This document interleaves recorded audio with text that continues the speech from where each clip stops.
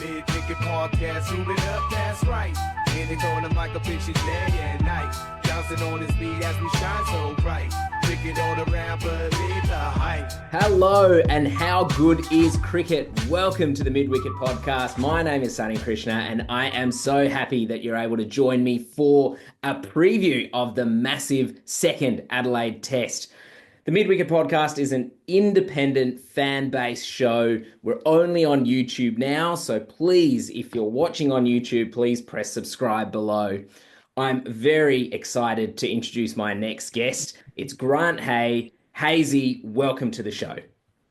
Oh, Sunny, thanks for having me. It's been a while since I've had a chat to you. I didn't think I missed you the last time you played cricket with me. That's it. I really enjoyed commentating on a game with yourself, which is why I'm very excited to chat some cricket. What is better in life than doing that? Now, Hazy, we are here to discuss the second Adelaide Test. This will be the day-nighter. It's the second Test match of this massive Border Gavaskar series. A very surprising first Test result. All the odds were going for Australia, and India has come out as victors in that particular Test match. And since then, there has been an absolutely brutal public outcry in Australia. How are you feeling at the moment? Yeah, I think like a lot of Australians, a lot of us thought a well-rested Australian team would just hit the ground running. But I think like the Australian team, they got a nice reality check from a hardened, well battle-scarred Indian team that was coming off one of the worst defeats on home soil for a while. But I mean, the more you analyse it and look into it, the Aussies really were in the last year, or sort of post that second Test in the Ashes, they've sort of been on the decline, which it's sort of been swept under the rug because I mean, Australia hasn't played a Test match since, well, apart from the one in Perth, for 9 months, so no one's really had much thought about it, to be honest. And that's true. And how do you feel that the Australian preparation has been in the lead up to this series? It came across as very composed and calm, but after just one Test match, so much of the public outcry and focus seems to be on the lack of preparation. Of course, there was Pat Cummins attending Coldplay, maybe some of their key players not participating in the Sheffield Shield. What do you think about it? Yeah, I think given, I think a few of them, I mean, Stark played and so did Hazelwood played one Shield game. They're a bit older, whether they could have played another one. I mean, you couldn't fault either one of those guys in their bowling efforts. I mean, maybe some of the bats could have played more Sheffield Shield cricket. I mean, Inglis, when he played, he definitely delivered, and Carey as well. But I mean, they all sort of had a decent crack at Shield. I mean, Marnus wasn't making many runs at Shield level, and neither was Uzi in the lead-in as well. And I mean, the well-known bat-off coming into this Test, it was sort of, I don't know, Australia looked a bit overconfident for mine. I mean, I was confident that we'd just rock up and the old Australian chest to get out and they win the first day or the first session. But no, we came out and had a plan, and then that plan was punched in the face by Bumrah. So, yeah, I mean, you can practice all you want. You can play Shield cricket, but when you come to play Test cricket, there's a reason it's called Test cricket because, it's the hardest, it's a test. It's, you don't get that sort of standard of cricket anywhere else. So, I mean, yeah, it's a surprise, but I mean, the series is alive now. So it's well and truly on. That's it. So it sounds like there's some circumscribed feelings at the moment, and maybe some excitement about what's still to come. The Australians are an excellent, well-seasoned, experienced team. So I personally think that the Australian cricket team will be fine. I think there has been a complete public outcry, which has been unnecessary in some regards. I think now that the feelings have settled down and people's emotions have just been, they've let them out. I think now there's a bit more of an intellectual talk that's starting to come in, which is why I've got you on, Hazy. So let's have a chat about this, of course. Now, in regards to the Indian team feelings, you can certainly see there's a lot of jubilation. It's very lighthearted. Everyone is very friendly. There's jokes in the media. Rohit Sharma has just arrived on soil. Shubman Gill is looking fit, and he had a nice little handy knock in that Prime Minister's 11 game a few days ago. And there's talk about Shami arriving on soil. Plus, there's two world-class spinners who are untested yet. What do you think that this Indian lineup is going to be in the next Test match starting soon? Well, I mean, you can't change a winning side, can you, Sonny? I mean, you'd be pretty dirty getting dropped after coming over and winning in Perth, which is, I think it's probably the first time India have won in Perth, is it? No, no. In India won at the Wacker previously, but you're right. In Uh, Optus Stadium, this is the first time that Australia's actually ever lost a game at Optus Stadium. But India have won in Perth in I want to say 2014 and as well as 2008. okay, so they've done it a couple of times. 2011. Yeah, yeah. 2011. But you're right. How many changes can one make to a Well, team? I mean, there's probably two obvious changes. You've got Jarrell, he'll probably go out. Sharma will come in, and then you've probably got Washington Sundar. He'll probably go out for the likes of maybe an Ashwin. He seems to like bowling at Adelaide Oval. I mean, it's a good problem to have. You've just dusted Australia on home soil in the first test, and you've got two world-class spinners, arguably two world-class all-rounders, given Ashwin can bat, and Jadeja's a bowling all-rounder, but he's very damaging in the bat, as we saw in the last Border Gavaskar Trophy. But, I mean, I just sort of, you're telling me that Mawad Shami is coming over. I mean, that would put a few fears into the Australian batsman, knowing that arguably he's probably one of the trickier ones to face. Him and Bumrah could be joined up again. But I mean, in terms of how it'll play out, I mean, probably Gill and Sharma come in. I mean, there'd be a couple of unlucky players to come out. But I mean, yeah, I mean, it's looking pretty formidable. I mean, they've got a spinner they can bring in. So, I mean, Rana, here was his debut game, wasn't it? And he came in and he looked like a seasoned pro and he was putting them through the chest. So they've got a pretty decent squad. I mean, it's hard to see how Australia are going to pick themselves off the canvas, but I mean, that's why it's called Test cricket. That's it. That's it. It's a formidable lineup. What are your feelings about Bumrah as an Australian cricket fan at the moment? Oh, he's good to watch him. Like that action. I was thinking about it on the way home from cricket, and when my dad used to talk about the West Indies when I was a kid, he said you'd have the West Indies on the ropes, and then Malcolm Marshall will come out and just absolutely cart, a quick 100 or a quick 50 and put you on the back foot. But then when he bowled, he would just dawdle in off, 10 steps and put them through at a 150 like Bumrah does. And like, as a batsman, you would know yourself, you need to line up a bowler. And it's much easier to line up a bowler who's coming off a long run and sort of has a rhythm. Whereas Bumrah, I mean, listening to the radio and a few podcasts, they reckon that it's just so unnatural to pick up and that the way he releases that ball, it looks like a short ball, but it's on you like a full ball. And I mean, it's funny that they're playing a pink test this coming second test because the way that first one played out, it was a bit like a pink ball test. Australia rolled India early in the first day, and then they had the bat in the twilight at the end of the day on the Bumrah, and the way he had the ball moving was like a pink ball. And then Australia sort of, were dusted, and then they came out. India put the runs on the board and batted through the second day, and it sort of panned out a bit like a pink ball if you get those ideal times to bowl. So yeah, it's going to be an interesting test to come up, that's for sure. The last time that India played at Adelaide Oval, it was very well remembered because India got bowled out for 36. Hazelwood took a bag, Stark took a bag, Cummins took a bag. It was absolutely treacherous for the Indian cricket team on that day, and they had a horrible, horrible loss. Virat Kohli was run out by his vice captain Ajinkya Rahane in that game, and then Virat Kohli decided to go home for family reasons, which was planned ahead of time. The rest of the series was history in its own right. Now, practically speaking, currently I want to talk about the Australian cricket team and want to go into a bit more detail about how they're going to win this game. They're a professional setup. All the outcry has been external to the team. They are experienced. They've got extremely good players in their team. How do you see that Australia is going to win this Adelaide Test match as a day-nighter at home?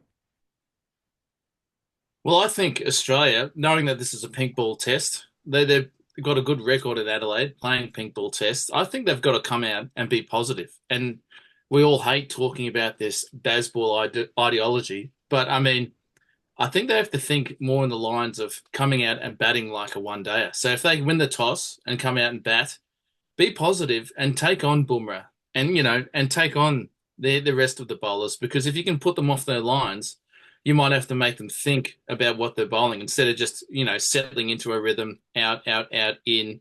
And the way these pink ball tests go, I think if Australia could come out and get 250 to 300 in the first day, and then have 10 overs at India before the end of the day under the dark lights and the twilight and the pink ball, he's Scotty Boland, who's going to be running in now that Hazelwood's out with a side strain. If they could, start well, get some runs up early, and then have India 3 or 4 down overnight, I think that's their best chance. I think they need to come out, be positive, throw a few punches, put India back on the back foot and go, just remind them, hey, this is our home ground.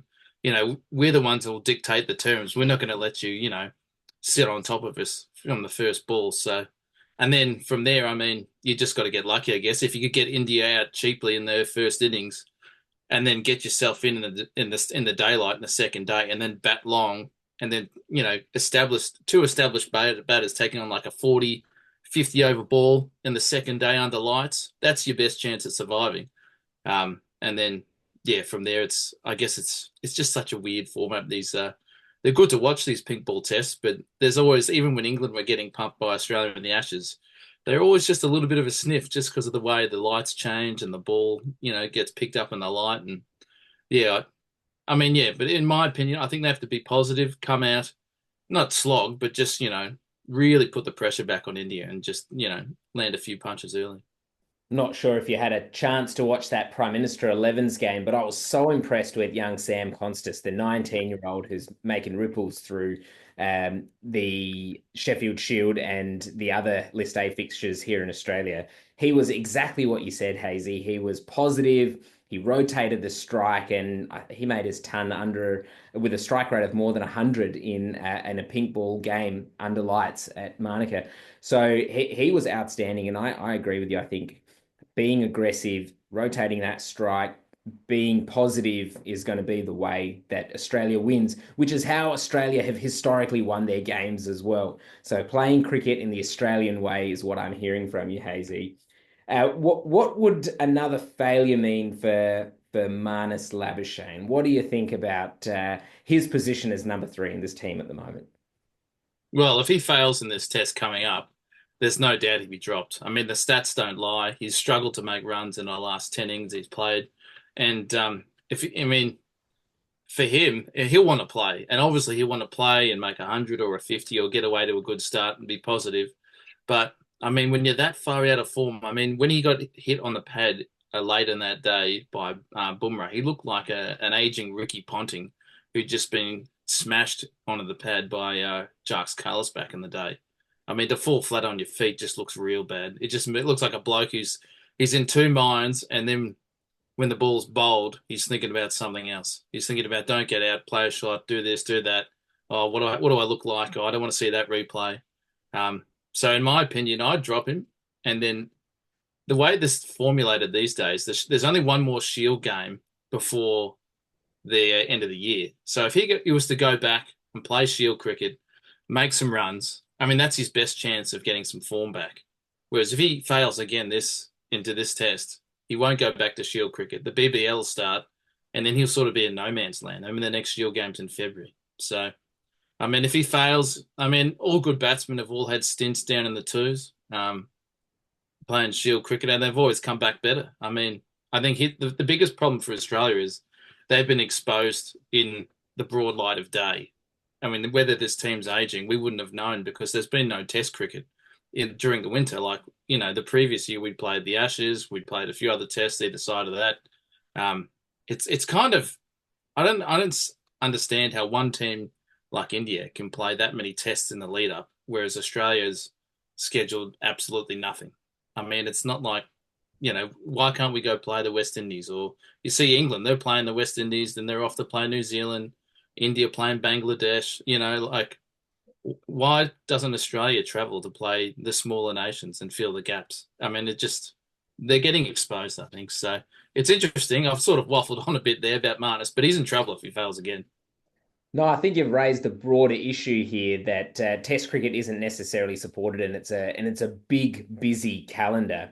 In regards to Marnus, yes, you're right. His recent statistics are looking poorly, but in the last 4 years, Marnus is the leading run scorer at the Adelaide Oval, which is really interesting, and hopefully this becomes a positive hunting ground for him in this next game.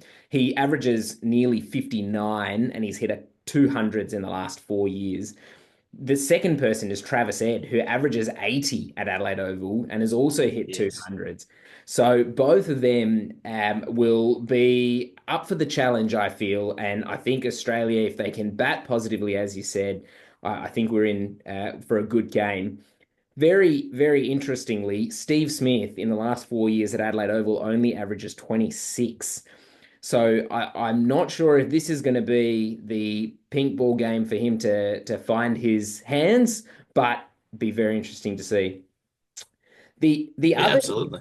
yeah, the other really interesting thing that came up this week was Marnus bowled 6.3 overs in that game, which is the most he's bowled in a home test series since 2021.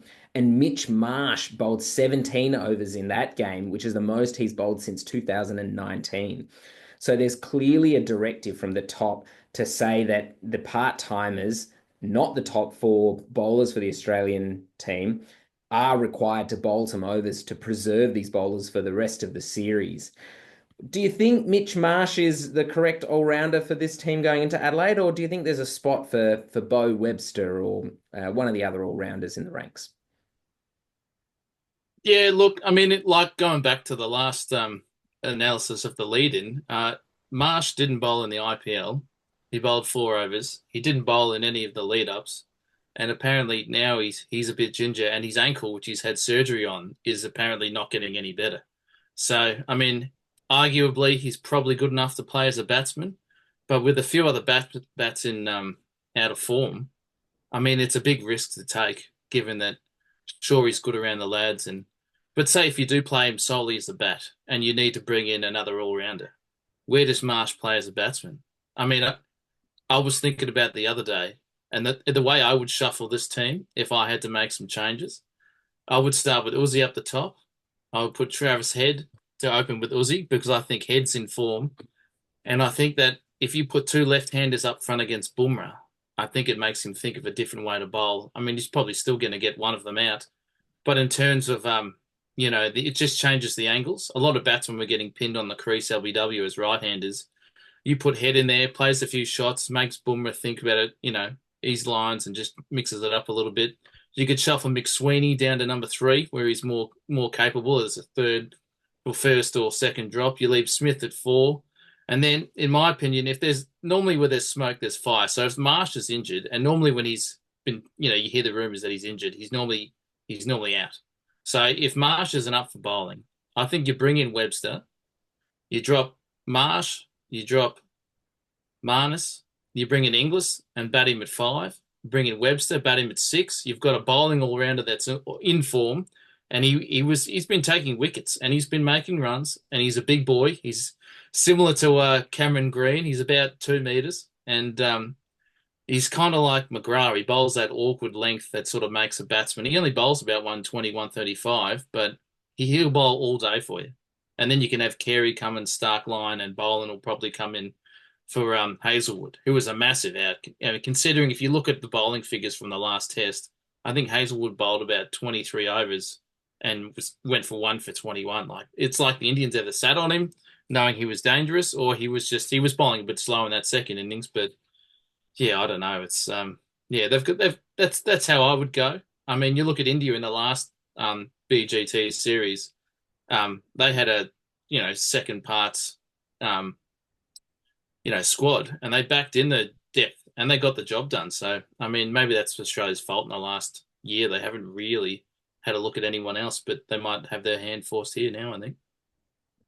Yeah, you mentioned some of those bowlers actually, and I'm glad you brought that up. Hazelwood is such a big out in the last 4 years. Again, I'm using this time frame because that's the last time that India played at the Adelaide Oval, Hazelwood has a bowling average of just 8.9. And all the fast bowlers, actually, Cummins and Stark included, all average under 17 at the Adelaide Oval. They obviously, the pink ball is very advantageous to the fast bowlers. Scott Boland is definitely leading the pack in regards to who's going to replace Hazelwood. But interestingly, he's also quite an aging star himself. He's nearly 35. If we consider some of his most recent performances in the Sheffield Shield, he had 3 for 104, 1 for 87 against India A, and then he didn't take a wicket the other night at the Prime Minister's 11. He's obviously got a No, he good. took one. He took one, I think. Did he? Might have. He might have. He snuck one in there. Okay. Do you think he's the long-term option for Australia to replace Hazelwood, or where should Australia look for its next fast bowler if it's not for Boland or Nessa? No, well, I mean, I think they've sort of honoured players who are in form. Nessa going down is unlucky because he could slot right into maybe not so much six, but he could definitely play as a lower order all-rounder. From what I've seen, I like the looks of the. He's played in the one-day side. He's had raw pace. He gets it through. He swings it around. But reportedly, I think it's who's coming to Doggett is coming to the squad. And when he came into the Australia A game, because a few people pulled out, took wickets, and he's back. He's in this squad. He's been called in with Sean Abbott. So, I mean, it's interesting. I don't know. I mean, Jai Richardson has been pigeonholed for years, but like Hazelwood, he seems to break down a lot. I think he gave a high five to someone in the last Shield game and popped his shoulder out, which is it's not a good sign. He kept bowling, but you've got to be a bit more durable than that. But yeah, I mean, you look at the class of Australia's bowlers; they've been so good for so long that it's definitely left a hole in the next brigade. Because I mean, even the great Australian teams back in the day, they would rotate a few like Gillespies and Flemings. Bick will come in. Even Brett Lee. You look at the stats. Brett Lee was in and out of the team a lot when they were in their prime. But Australia doesn't seem to rotate too much. I mean, we're always crying out for a new toy or something to look at in the Australian team, and it's been. I mean, hats off to them. They've had a successful 3 or 4 years, but outside the big four, it's a bit of a who's taking wickets at the time, isn't it? Yeah, absolutely. Look, I'm very excited for this game coming up. I can't imagine a bigger game apart from maybe the Perth Test match, to be honest. And I think the scene that it's set is very exciting. I personally feel that Australia is going to bounce back in this pink ball test. Do you have a tip for the game, Hazy? Yeah, I think Australia are going to come out swinging. They're going to put a decent total that's not excessive, and then probably have a few overs on the end of the first day. It'll be a bit of a dogfight in the second day. Australia will, try to get India out quickly and cheaply, and then get back in and bat. But I mean, India, they've got the tails up, so it's going to be a fight. But I think this one could come down to the end of the third or early fourth day. I think these pink ball tests normally don't last too long, and I'm tipping Cummins. I remember in the World Cup over in India when we lost the first 2 games over there. I think he's going to do something that isn't with the ball early, like take a catch or get a run out, and he's just going to shift the momentum for Australia, and they'll get rolling. I mean, it's going to be a tight test.